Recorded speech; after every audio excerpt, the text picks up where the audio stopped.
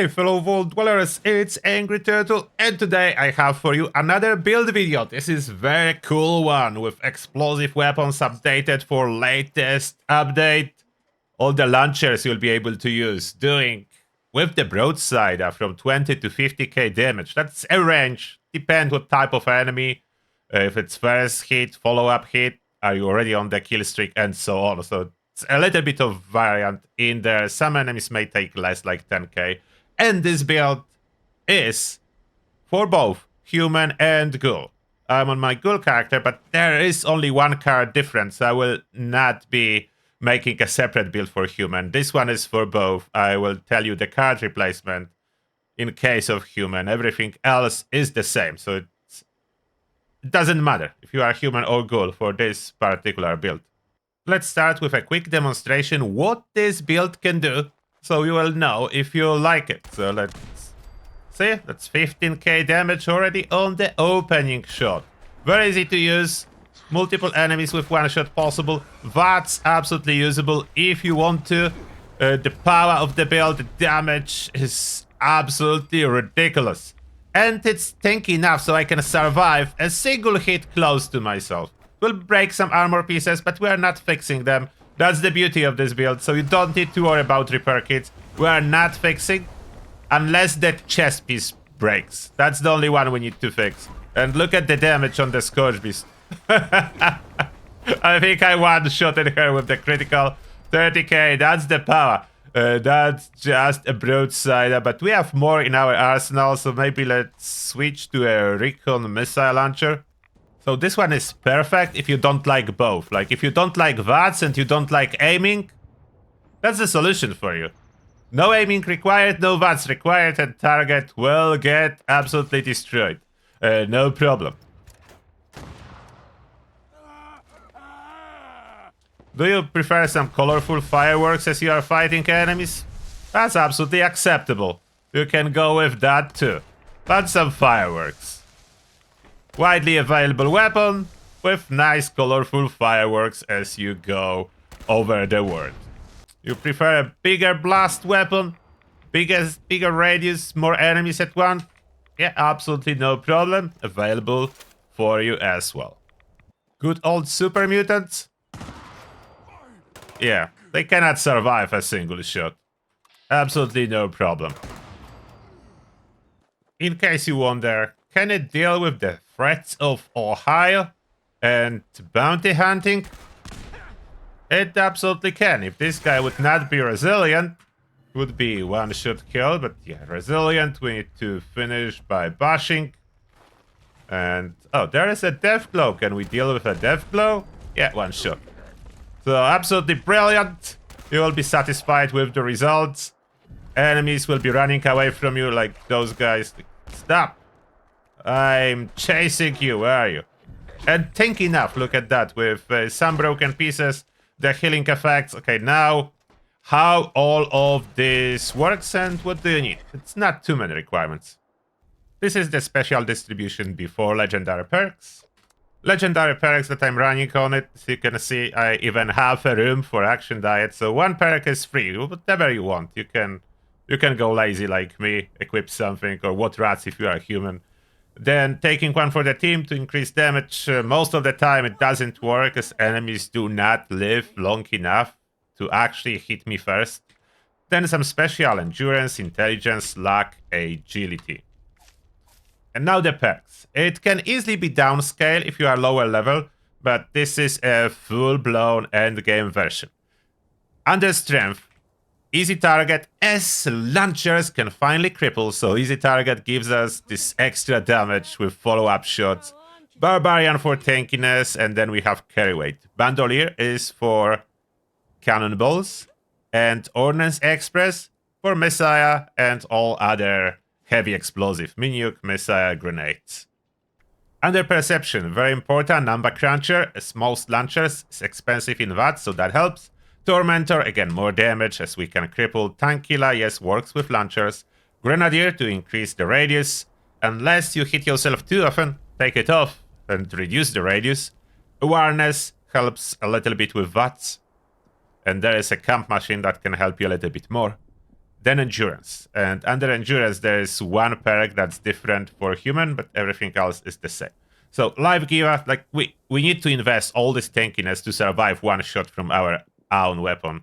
Ironclad, bullet shield, adamantium skeleton, very important so you do not cripple yourself. You only break armor if you shoot too close. Hardy, resistance to explosions. Thick skin if you are a ghoul, and if you are a human, so that's a swap. You will equip 3 of those endurance scaling resistances cards or AP card. 3 of those will go instead of thick skin for human. That's the only swap. Next, charisma, strength in numbers for mutations. Spiritual healer, that's a key. This enables a rapid healing at all time. And that's very important because we tank a lot, especially of our own shots, and we don't want to drain stim pack, so I went with this solution. Rather than try to resist all the damage, I just heal rapidly. Squad maneuvers, a speed limit was increased, so you want to move fast, so squad maneuvers is the easiest way to get a new speed bonus. Intelligence, first aid, if we need to use a stim pack, like if we accidentally hit ourselves, quick stim pack helps. Demo expert for damage, batch is included in case you are carrying some fusion cores. I do not recommend entering power armor too much, as yes, you will blow up power armor pieces too. So power armor is not recommended, but if you are carrying some energy ammo, fusion cores, you can use that, otherwise no need. A gunsmith, so those launchers do not break. Good with salt, as I do carry quite a bit of food. I don't always use it, but I carry it, so I need that. You may not need that. Agility, we are running reverse onslaught, extremely powerful with the broadside and missile launcher.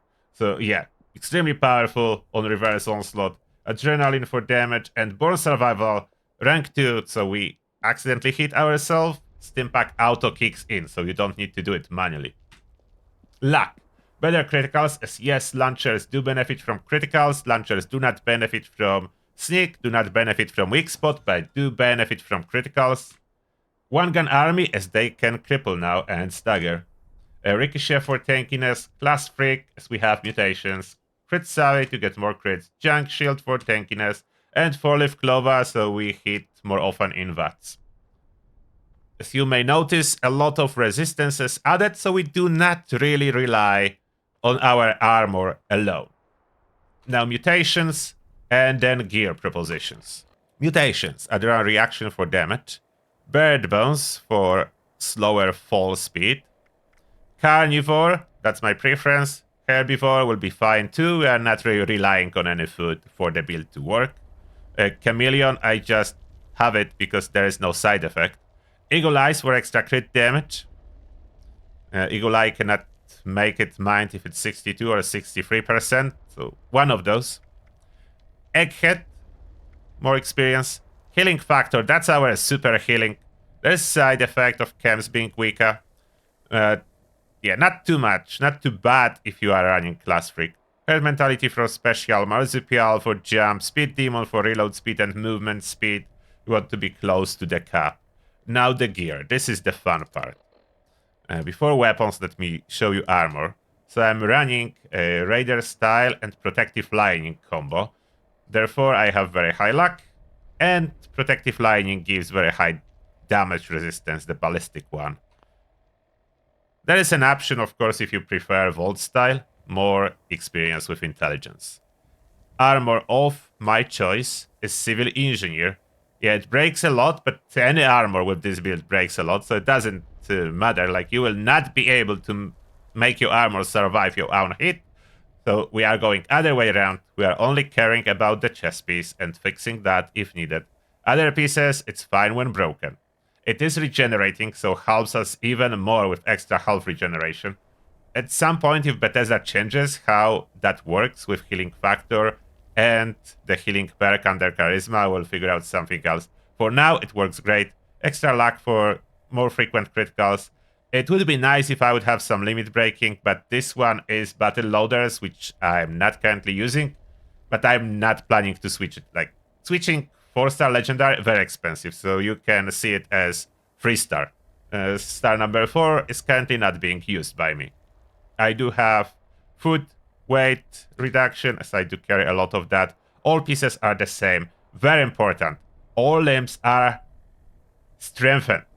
So it's hardened, strengthened. Even when armor breaks, the strengthened effect is still active. And combined with adamantium skeleton, my limbs are fully immune to crippling with all those pieces, as this is extremely important. All this limb damage resistance that strengthened gives is extremely important. This mod is not available on Secret Service armor, so you will not be able to make your limbs immune and you will get crippled, and that's a big issue. So either Brotherhood armor or Civil Engineer or something else that offers strengthened on limbs is required. So I can shoot up close to myself. I take the health damage, but then healing from healing factor and regenerating kicks in, and quickly I'm back at full health. But important part, I'm not getting any limbs broken. Weapons. The biggest powerhouse is the Cursed Broadsider. This weapon comes from Treasure Hunters, so currently not available. When Treasure Hunters will be back, you will be able to obtain it. Although it is tradable, so you can buy from other people. Unless you legendary craft it, then it stops being tradable. So mine is fully customized, and you can see I'm using bullies now. As you can, I'm crippling 2 limbs per shot, so bullies is giving me 50% damage, and it's always only 2 limbs. It seems to be hitting either legs or arms. Sometimes in case of Scourgebeast, it can hit 4 limbs, like both legs and both arms. So there is huge bonus from bullies. You could run something else, like polished, but then you need to keep repairing it, and I don't like it. So I run bullies that just always works on follow-up shots. And the most important, Furious Explosive. Those 2 effects, very powerful. On star number 3, if you would have faster reload, it would be handy. I like some of them weightless, as I have too much stuff. Tesla can be used occasionally too, if enemies are stuck in the walls or so on, but it's not such a powerhouse as other weapons. I do have a Fat Man. It does more damage and much bigger radius, but yeah, it's quite blinding. It's not as much more damage than Broadsider, to be honest. DPS is lower, as I cannot fire it 3 times. And Broadside I can. Missile Launcher, absolutely brilliant. And this one I do have with Polished. And it's not breaking as fast. Like with Civil Engineer and Gunsmith, it's holding quite well, so I can fire it sometimes. And I don't need to constantly fix it. I will still not fire it too much because of this factor of condition loss. And then repairing to get full effect of Polished. But super fun weapon. Otherwise, run bullies and you don't need to worry about over-repairing. The explosive 2nd star is the most important. That boosts significantly all launchers. So you want that. A Grand Finale, so that's the easy one to obtain. If you need easy Broadsider. Tradable. Cannot be legendary modified, so it's what you see, that's what you got. It's a unique drop from the Titan. So if you nuke a Mineshaft 2, Abandoned Mineshaft 2, Titan spawn here, and that's one of the rewards that he can drop. So you can have this one. Very powerful. Any Broadside at this moment, honestly, is very powerful. But this one is cool with firework. Nuka Launcher or other grenade launchers. Super powerful for area damage. You need a big area, big splash. So that's in here.